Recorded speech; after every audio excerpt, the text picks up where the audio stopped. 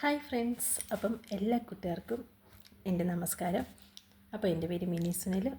ആദ്യമായിട്ടാണ് എൻ്റെ ചാനൽ കാണുന്നതെങ്കിൽ ഒന്ന് കണ്ട് സപ്പോർട്ട് ചെയ്യുക. നിങ്ങൾക്ക് ഇഷ്ടപ്പെടുകയാണെങ്കിൽ ഒന്ന് കണ്ട് സപ്പോർട്ട് ചെയ്യുക. അപ്പം നമ്മൾ ഇന്നത്തെ വീഡിയോസിലേക്ക് കിടക്കാം. അപ്പോൾ ഇന്ന് ഞാൻ വന്നിട്ടുള്ളതുണ്ടല്ലോ ഭയത്തെക്കുറിച്ചും അതിന് വേണ്ടുന്ന പരിഹാരങ്ങളെക്കുറിച്ചുമാണ് കേട്ടോ. എൻ്റേതായിട്ടുള്ള കുറച്ച് കാര്യങ്ങളും എൻ്റെ അനുഭവങ്ങളുമാണ് ഞാൻ എപ്പോഴും എൻ്റെ വീഡിയോസിനകത്ത് പറയുന്നത്. ഓക്കെ, അപ്പം നമുക്കുണ്ടല്ലോ രാവിലെ ഇപ്പം നമ്മളിപ്പോൾ ഒരു കുടുംബിനിയാണല്ലോ. അപ്പം നമ്മുടെ വീട്ടിൽ നിന്ന് തന്നെ തുടങ്ങാം. നമ്മൾ വീട്ടിൽ നിന്ന് ഹസ്ബൻഡൊക്കെ രാവിലെ ജോലിക്ക് പോകുന്നു, കാറിലാവാം, ബൈക്കിലാകാം, എങ്ങനെയായാലും ആവാം. അപ്പോൾ അവർ പോകുമ്പോൾ മുതൽ നമുക്ക് ഉള്ളിൽ എന്നിട്ട് ഞാൻ പറയും, അതേ ചേട്ടാ സൂക്ഷിച്ച്, ചേട്ടനല്ല സൂക്ഷിച്ചൊക്കെ പോകണേ, വണ്ടിയൊക്കെ ഒരുപാട് തിരക്കൊക്കെ ഉള്ള റോഡിൽ കൂടെ പോകുന്നത്, ഒന്ന് സൂക്ഷിച്ചോണേ എന്ന് പറയും. അന്നേരം എൻ്റെ അടുത്ത് പറയും, പുള്ളി അന്നേരം എൻ്റെ അടുത്ത് പറയുന്നതാണ്, ദൈവം ഒരു കാര്യം നിശ്ചയിച്ചിട്ടുണ്ട്, അതുപോലെ വരും, നീ വിഷമിക്കാതിരിക്കുക, എപ്പോഴും ഇങ്ങനെ ആലോചിച്ചിരുന്നിട്ട് ഓരോ നാശം വരുത്തി വെക്കാതെ എന്ന് പറയും. അപ്പോഴും നമ്മൾ ഓടി വന്നിട്ട് പ്രാർത്ഥിക്കും, ഭഗവാനെ കുഴപ്പമൊന്നും വരുത്തല്ലേ എന്ന്. അല്ലേ, എന്നെപ്പോലെ എത്ര പെണ്ണുങ്ങൾ അങ്ങനെ പ്രാർത്ഥിക്കുന്നവരുണ്ടായിരിക്കും. ഭർത്താക്കന്മാരും മക്കൾ ഒക്കെ വെളിയിലോട്ട് പോകുമ്പം നമ്മൾ ആദ്യമേ അവരെക്കാളും മുന്നേ അവർ പോകുന്നതിന് മുമ്പേ നമ്മൾ പ്രാർത്ഥിക്കും, ഭഗവാനെ കുഴപ്പമൊന്നും അവർക്കുണ്ടാകല്ലേ, പോയതുപോലെ ഇങ്ങനെ എത്തിച്ചേക്കണേ ഭഗവാനെ എന്ന് പ്രാർത്ഥിക്കുന്ന എല്ലാവരും ഇല്ലേ. ഞാനും അതുപോലെ തന്നെ കേട്ടോ. പക്ഷേ നമ്മളിങ്ങനെ പറഞ്ഞാൽ നമുക്ക് ആപത്ത് നമ്മളിങ്ങനെ മനസ്സിലിരുത്തി ഓരോ ഭയം വെച്ച് ഇരുത്തിയാണ് നമുക്ക് ഓരോ ആപത്ത് വലിച്ചെടുക്കുന്നത്. അതിനകത്ത് ഒരു ഉദാഹരണം എന്ന് വെച്ചാലുണ്ടല്ലോ, എനിക്ക് ഇതുപോലെ എൻ്റെ ഹസ്ബൻഡ് അത്യാവശ്യം സ്പീഡിലൊക്കെ പോകുന്ന ആളാണ്. അപ്പോൾ എനിക്ക് ഭയങ്കര പേടിയാണ് പുള്ളിയുടെ ബൈക്കിലൊക്കെ കയറി. ഞാനാണെങ്കിൽ വൺ സൈഡാണ് എപ്പോഴും ഇരിക്കുന്നത്, ഞാൻ അപ്പുറം ഇപ്പുറം കാലിട്ടിരിക്കത്തില്ല, എനിക്കത് ഇഷ്ടമല്ലാത്തതുകൊണ്ട് ഞാൻ വൺ സൈഡാണ് ഇരിക്കുന്നത്. അപ്പം ഞാനന്ന് ഹെൽമെറ്റ് എടുത്ത് വെച്ചിട്ടില്ല, അത് ഏറ്റവും വലിയൊരു തെറ്റായിപ്പോയി. ഹെൽമെറ്റ് വയ്ക്കാതെയാണ് ഞാൻ പോയത്.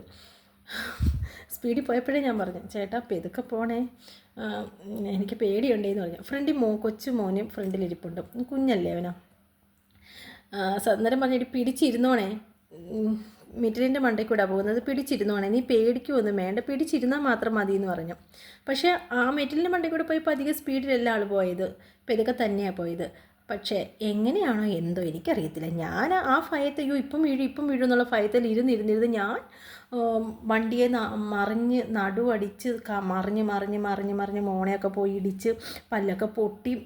ഞാൻ എന്തോ ഒരു ഭാഗ്യത്തിനാണ്, എൻ്റെ മക്കളുടെ ഭാഗ്യത്തിനാണ് ഞാൻ എൻ്റെ എൻ്റെ അമ്മയുടെ അച്ഛൻ്റെ എൻ്റെ മക്കളുടെയൊക്കെ ഭാഗ്യം കൊണ്ട് ഞാൻ രക്ഷപ്പെട്ടെന്നുള്ളതാണ്. പ്രത്യേകിച്ച് വലിയ കുഴപ്പങ്ങളൊന്നും ഉണ്ടാകാതെ തലയ്ക്ക് കുറച്ച് കാര്യമായിട്ടുള്ള ഇച്ചിരി പൊട്ടലും ചീറ്റലും ഒക്കെ ഉണ്ടായിട്ട് നമ്മൾ രക്ഷപ്പെട്ടു എന്നുള്ളതാണ് സത്യം കേട്ടോ.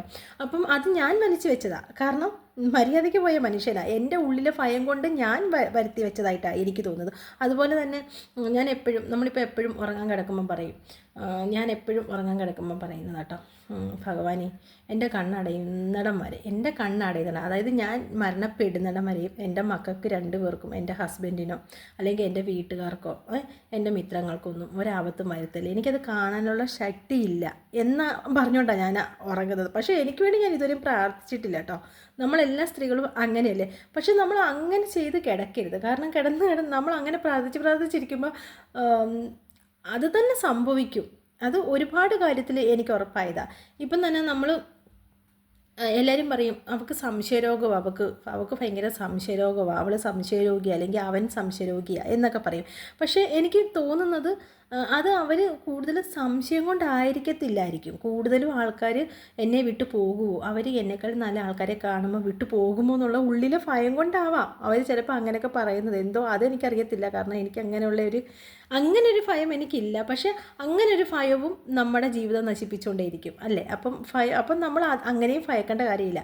അപ്പം ഞാൻ എൻ്റെ ഹസ്ബൻഡ് എപ്പോഴും എൻ്റെ അടുത്ത് പറയുന്നൊരു കാര്യമാണ്, ഇടി എപ്പോഴായാലും മരണമായാലും ജനനമായാലും ദൈവം ഒരാൾ വിചാരിക്കണം, അല്ലാതെ നമ്മളാരും വിചാരിച്ചാൽ മരിക്കത്തതോ ജനിക്കത്തതോ ഒന്നുമില്ല, പുള്ളിയും കൂടെ എടുക്കണം, എന്നാലേ അത് അങ്ങനെ ആകൂ. അതുകൊണ്ട് നീ ആവശ്യമില്ലാത്തതൊന്നും ചിന്തിക്കരുത്, നല്ലത് മാത്രം ചിന്തിച്ചിരിക്കുക എന്ന് പറയും.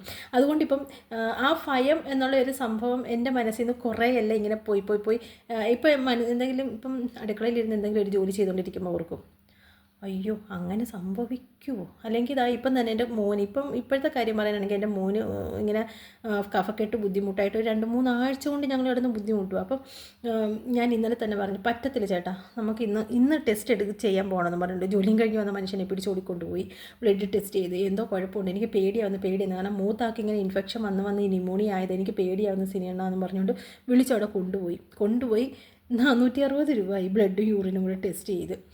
എന്നിട്ടോ അതിനകത്തൊരു കുഴപ്പമില്ലായിരുന്നു. പക്ഷെ ഞാൻ ഹാപ്പിയായി. കാരണം കുഴപ്പമില്ലെന്നറിയുമ്പം നമ്മൾ ഹാപ്പി ആകുമല്ലോ. അന്നേരം എൻ്റെ ചേട്ടൻ പറഞ്ഞു, അന്നേരം ഇങ്ങോട്ട് ഇറങ്ങിയപ്പോൾ മോൻ പറഞ്ഞേ, അമ്മേ നമുക്ക് ചിക്കനും പിന്നെ ആ പുള്ളി ഉദ്ദേശിച്ച് ഷഫായും മന്തിയും കഴിക്കാം, നമുക്ക് കഴിച്ചാലോ അമ്മേ എന്ന് പറഞ്ഞ്. അന്നേരം അവിടെ അവൻ്റെ അച്ഛനെടുത്ത പോലെ പറയുക, നിൻ്റെ അമ്മയുടെ പേടി നിമിത്തം അതങ്ങ് പോയി മോനെ, ആ കാശ് ആശുപത്രി കൊണ്ട് കൊടുത്തിട്ടുണ്ട്, അതുകൊണ്ട് ഇന്ന് ഇത് വേണ്ടാന്ന്. എങ്ങനെ നമ്മുടെ ഓരോ പേടിയാണ് നമ്മൾ ഓരോ കാര്യത്തിലേക്ക്, ഓരോ വിഷമഘട്ടത്തിലോട്ട് നയിച്ചുകൊണ്ടിരിക്കുന്നത് നമ്മുടെ പേടിയാട്ടോ.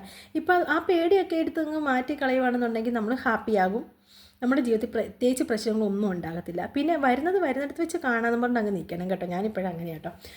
വരുന്നത് എന്തോ വരുന്നിടത്ത് വെച്ച് കാണാം, അത്രയേ ഉള്ളൂ. ഇനി എനിക്ക് ടെൻഷൻ അടിക്കാൻ വയ്യ. കാരണം ഓൾറെഡി എനിക്ക് BP കുറവാണ്. അതിൻ്റെ കൂടെ ടെൻഷനും കൂടെ അടിച്ചാൽ ഞാൻ വാഴ വെട്ടിയിടുന്നത് പോലെ മറിഞ്ഞു വീഴും. അങ്ങനെ മറിഞ്ഞിട്ട് പൊക്കിയെടുത്ത് കൊണ്ടുവന്ന് ട്രിപ്പിട്ടാണ് പിന്നെ കൊണ്ടുവരുന്നത്. ഇപ്പോഴായാലും എനിക്കാണെങ്കിൽ 90-ൽ 60 ഉള്ളൂ. എപ്പോഴാണ് മറിഞ്ഞു വീഴുന്നതെന്ന് അറിയത്തില്ല. അപ്പോൾ ഈ നമ്മുടെ നാശം വലിച്ചു വെക്കേണ്ട കാര്യമില്ല. നമുക്ക് എന്തെങ്കിലും ഭയം ഉണ്ടെന്നുണ്ടെങ്കിൽ അത് നമ്മൾ ഓവർകം ചെയ്യാനങ്ങ് നോക്കണം. കുഴപ്പമില്ല, അങ്ങനെയൊന്നും സംഭവിക്കത്തില്ല, ഒരിക്കലും സംഭവിക്കത്തില്ല. പിന്നെ എന്തെങ്കിലും ആകുന്നത് നമ്മുടെ വിധി, അത്രയേ ഉള്ളൂ. അതും ദൈവത്തിന് വിട്ടു കൊടുത്തേക്കുക. അപ്പം ഭയവും പ്രശ്നങ്ങളും എല്ലാം മാറി അടിപൊളിയായിട്ടിരിക്കുക. ഓക്കെ.